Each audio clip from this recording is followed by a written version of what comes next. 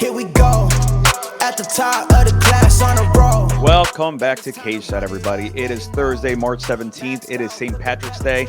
I'm sure all you crazy kids are already getting your buzz on. I will start the Jameson flowing, but not just yet. We're gonna get to that. Quick note: make sure you're subscribed. Make sure you're hitting that notification button. You have to, honestly. That's the only way this show grows. That's the only way you know when we post stuff. Just make sure you go ahead and do that. From now on, Cageside Thursdays. Mark your calendars. We will be talking all news, all things MMA. A couple topics. We'll break them down. Short episodes. That way you're informed on what's going on in the MMA world, and you can count on us for that. Long-form interviews will continue to happen, but they'll be dropped as they're produced. Carrying on to today's episode. Let's get it going. Chris, straight from his mama's house. Here we go. What's up, Chris? How's it going? Excited for these new videos. We got some topics, brother, and you pulled them together, so I appreciate that. We can jump right into it. Some stuff happened with Mr. Paddy Pimblett recently. What's going on with that? Paddy Pimblett, representing Liverpool, England. He got into it the other day backstage. I guess it was either media, photo shoot, something for UFC London. He got into it with fellow lightweight Ilia Topuria. I heard they were talking back and forth before. They said some not nice things about each other. And they went at it, had a little scuffle the other day. Let's take a look. This thing got pretty wild.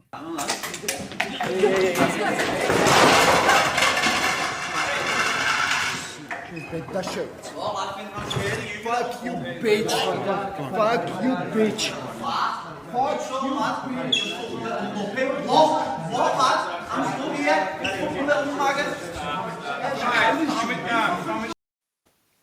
I don't know what's my favorite part here. The way Paddy talks, I love the way he talks. Him and Till are probably two of my favorite fighters, just based on how they vocalize. Not in the accent, but just their aggression. It's kind of humorous. I mean, this wasn't anything more than almost like a food fight at a school. It wasn't anything like serious. What do you make anything of this? Was this just a run into two people who don't like each other running into each other? Yeah, I think it's funny the other accent too. The "fuck you, bitch." That was funny too. Yeah. So those accents, it was funny.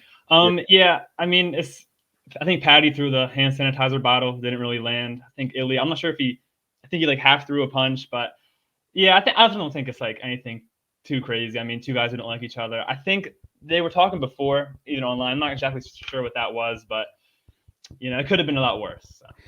So Paddy fights this weekend. I'm on the hype train. Barstool's on the hype train. Are you on the hype train? For the next couple of fights, I'm on the hype train. I think he should clean out these unranked lightweights. I don't think right now I'm not. He is young, so he does have a chance to really improve. But I don't think he'll become champ or anything like Oliveira or Makhachev. I think he's not champ level or top 5 level, but I think he could get his way into the rankings. But he has the star power at the moment.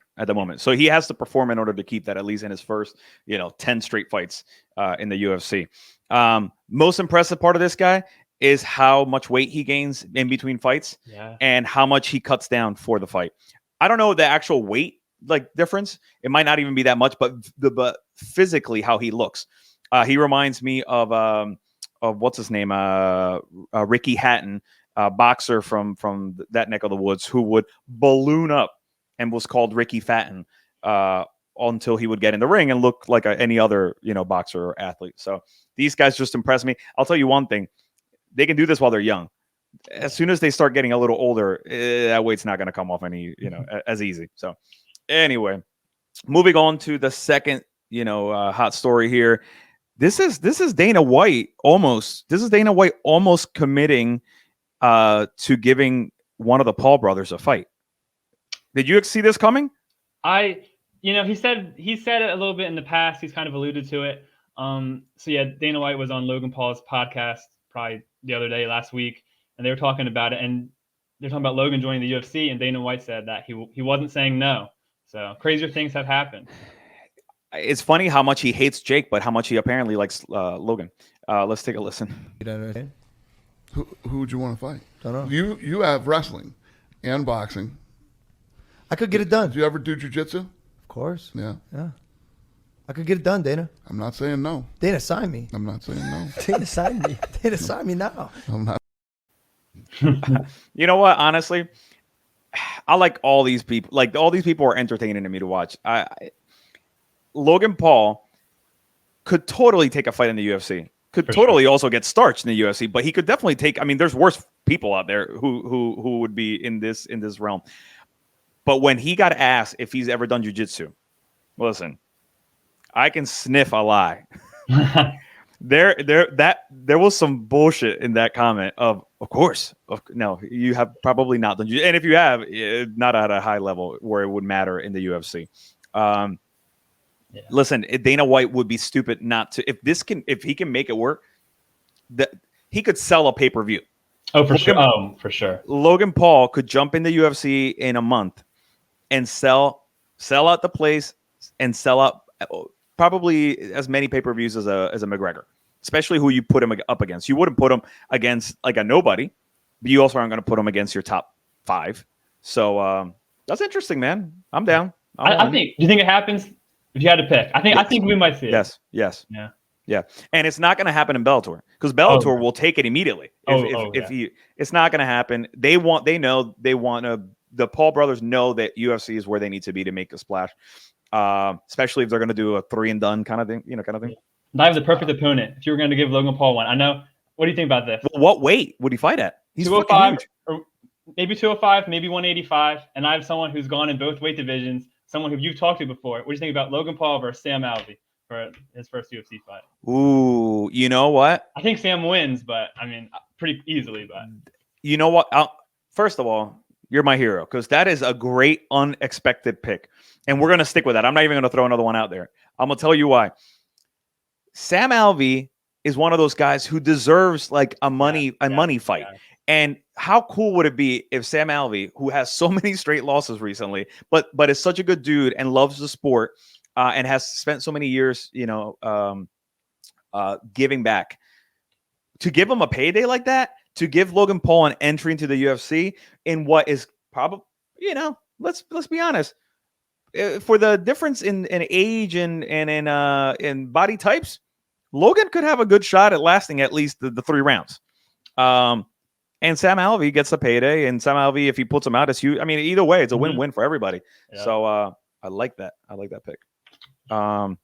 Let's move on to our favorite Patriot, Mr. Colby Covington. Yeah, I think I could definitely go up to 85 and fight Adesanya, but I don't know if he's going to turn around like that but he doesn't have a dance partner right now.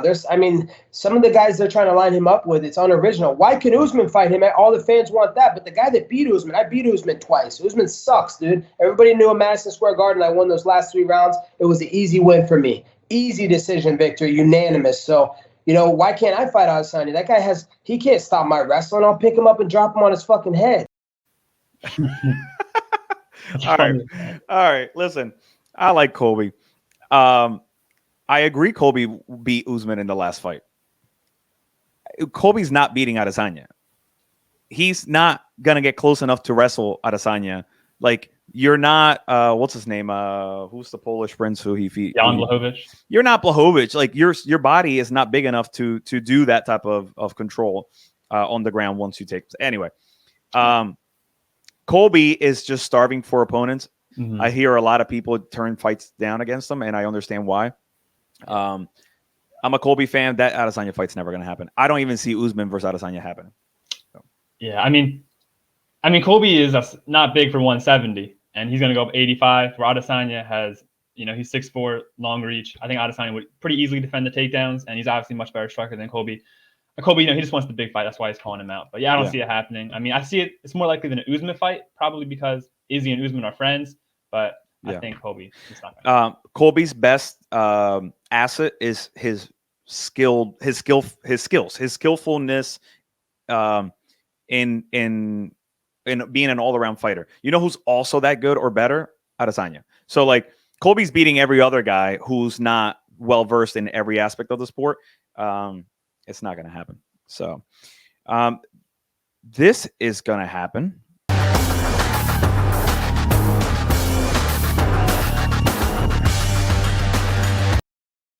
This is going to happen again, I should say. Rose against Sparza. I love Rose. I like Sparza too. Sparza deserves the second fight. Rose has been a very respectable athlete by saying she wants to give her that fight, that it's the fight that they should make. So credit to both ladies. I think it'll be a good scrap. I think Rose wins anyway.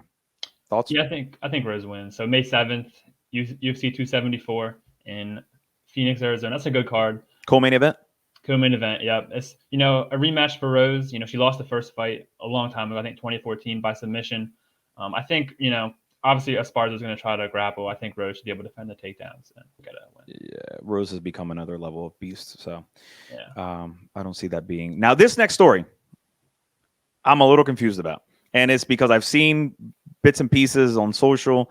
So you might have to explain a little bit more to me. But did Holland stop a shooter, an active shooter? What happened? Yeah, so I think him and a buddy were at a Houston sushi restaurant, and there was a guy shot a gun there. I'm not sure if he was going to shoot more, but he had a gun out, and Holland, I think, took him down, choked him out, and they detained the guy. So.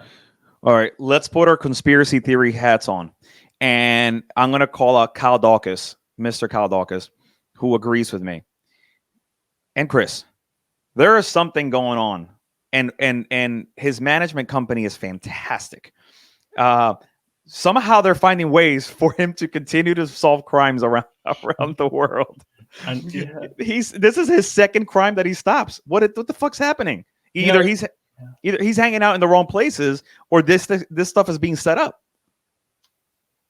Yeah, it's a little weird how two times in a couple of months. I'm skeptic, but let's play it. Pat, bro, it was tripping tonight. They got in a shootout in this bitch. They got in a shootout in this thing. They want me to do an interview, but I'm like, nah, I'm good. I do. He's okay. Since we in H-Town, great words of Derek Lewis, he's okay. So wait, a drunk Kevin Holland stops an armed shooter? Yeah, I think he was drunk, but he still stopped the shooter. So credit to Kevin Holland. It is weird that he stopped a car robbery, now a shooter. I wonder what's going to be next, but get the man a cape. Get the man a cape. Let's just call it quits, man. Forget the UFC. Just go solve crime in New York City. Very interesting. Very interesting. Kevin Holland stealing all the positive news in the MMA world. Now from superhero to villain, most unlikable character both in the UFC and outside the UFC, Mr. Sean Strickland gets in a fight with one of our favorites, Karen. You're the rudest person Go call a do you have a boyfriend or a fucking son you can call over here? Yeah, I do. He works for the government. Get the here. Really? Oh. To get these licenses? Yeah, please do, you bitch. You're the rudest person Go call. What happened, dude? Not surprised me. Road rage? What? He was riding, I think, a motorcycle. I think the lady. It's probably both of their faults. He probably didn't stop. She probably didn't stop, and those two people just clashed. So classic Sean Strickland. At least, listen, I'll give him this. He's consistent with his behavior and his character, so he doesn't falter with who he is as a human being. Yeah, listen, I'm not a fan of Strickland. I'm not a fan of Karen's. Besides the athlete, as the athlete, I respect, but his behavior kind of sucks. Anyway, we could have ended it in a positive note. We'll end it on Strickland. That's fine. Any final thoughts for this weekend's fights? I'm excited. That UK atmosphere is always so cool to watch in boxing. I always say I have to go over to UK and watch a boxing fight. I'm excited for MMA. I think good main event. I think Aspinall probably wins. It's close though, and then I'm excited to see Dan Hooker, Paddy Pimblett. I'm excited. This is a really good fight night card. Yeah, it is. And I feel like they have to do that once they go overseas, to put on a good show, obviously, because they're not there often enough. Featuring a lot of their stars. I'm excited for it. I think it should be a really good, and it's an early fight card. Yeah. You know what I mean? Mm-hmm. Those are always great. I know Elise Reed, who's been on the show before, is supposed to fight on that card. who knows these days with cancellations and stuff. So hopefully she, that fight comes through and she puts on a good performance. So best wishes out to Elise. Brother, this is the end of the show. You guys watching out there, if you like this this new concept, please let us know in the comments.